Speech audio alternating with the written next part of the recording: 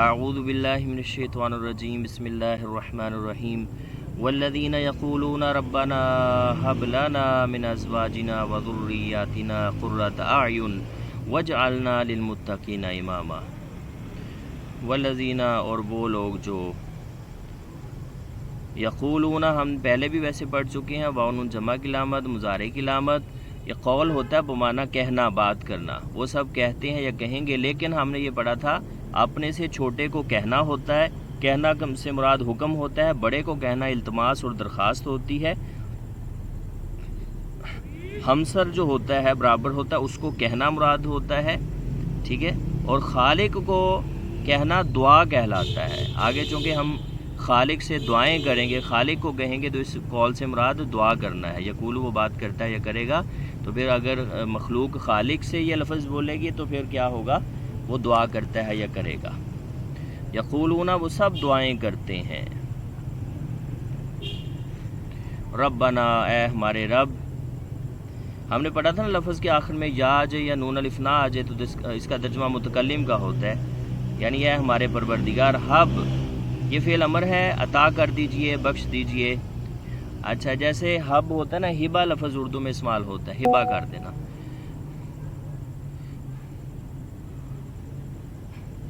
جیسے باپ نے بیٹے کو 2 مربع زمین ہبہ کر دی، حب ہبہ کر دیجئے، عطا کر دیجئے، لانا ہمارے لیے۔ یاد کریں کہ ہم نے لام پڑھا تھا، لام شروع میں 2 طرح کا آ سکتا ہے، یا تو کے لیے ترجمہ یا پھر یقیناً آ سکتا ہے۔ لنا ہمارے لیے، لہو اس کے لیے، لہا اس عورت کے لیے، لہما ان 2 کے لیے، لہم ان سب کے لیے، اور لہونا ان سب عورتوں کے لیے، لاکا آپ ایک مذکر کے لیے، لاکی تو ایک مؤنث کے لیے، لکم تم 2 کے لیے، لکم تم سب مذکر کے لیے، لکنہ تم سب عورتوں کے لیے، لی میرے لیے، لنا ہم سب کے لیے۔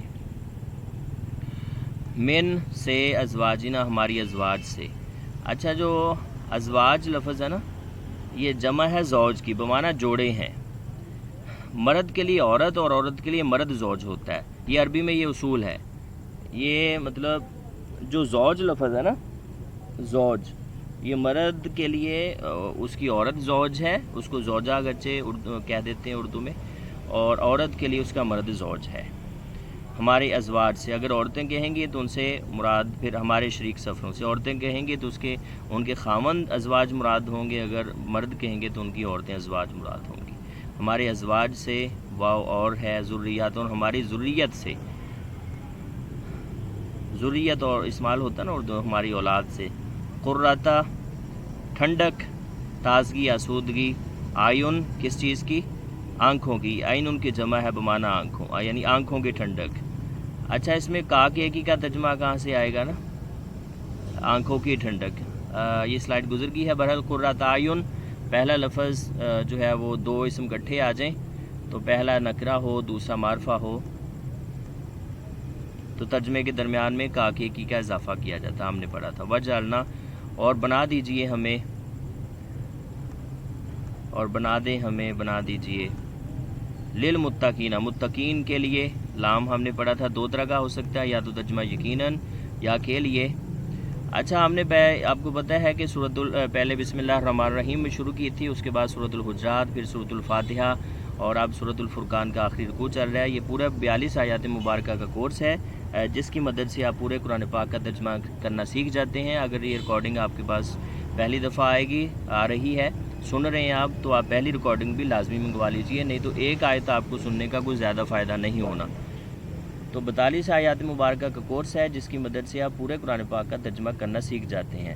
تو ریکارڈنگ منگوانے کے لیے واٹس ایپ نمبر نوٹ کر لیجئے، 03017235 متقیوں کے لیے کیا بنا دیجئے، امامہ، بطور امام بنا دیجئے، یعنی امام کسے کہتے، پیشوا، سربراہ پہل کرنے والا۔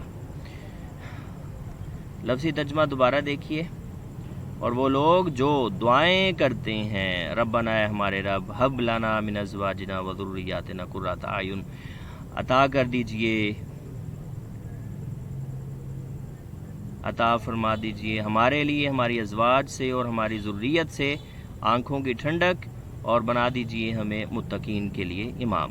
اب وہ الفاظ سرکل کرتے ہیں جو ہماری اردو زبان میں کسی نہ کسی طرح استعمال ہوتے ہیں. واو ہے، قول و قرار ہے، رب لفظ ہے، ہبا کرنا لفظ ہے، من بھی ہوتا ہے لیکن یہاں پہ سرکل نہیں ہوا، من جانب جیسے کہتے ہیں.